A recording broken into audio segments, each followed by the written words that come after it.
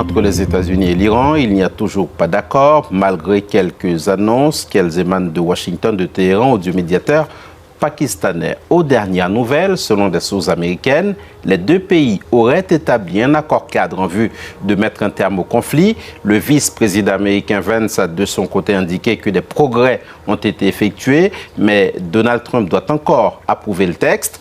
C'est faux, le texte n'est pas encore finalisé. Déclaration d'un responsable iranien proche des négociations. Il a été cité par la presse officielle iranienne. Avec nous en duplex de Téhéran, notre correspondant Siavosh Ghazi. Bonjour Siavosh. Avant d'en venir aux négociations en elles-mêmes, quelle est la situation sur le plan militaire? Est-ce qu'il y a eu de nouveaux incidents, de nouveaux échanges de tirs entre les belligérants? Absolument. Hier soir, hier minuit à peu près, il y a eu donc les mêmes échanges que la veille, c'est-à-dire que 4 navires commerciaux ont tenté de traverser le détroit d'Ormuz, en ayant donc éteint leur transpondeur.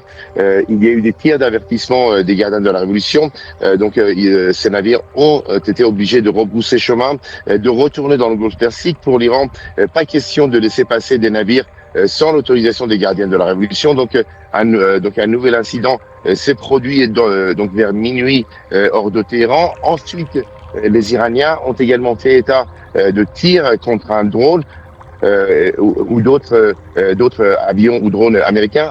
Et selon Téhéran, un nouveau drone MQ-9 qui fait partie des drones les plus modernes des États-Unis a été abattu au-dessus de la région de Boucher, un peu plus au nord dans le Golfe Persique.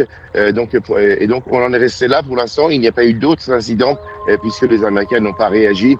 Et l'Iran, contrairement à la veille, n'a pas lancé d'attaque contre la base américaine, une base américaine ou une cible américaine dans la région, puisque la veille, l'Iran, après une attaque qui avait été menée contre l'aéroport de Bandar Abbas par l'aviation américaine, avait visé donc la base américaine de Koweït avec des missiles et des drones.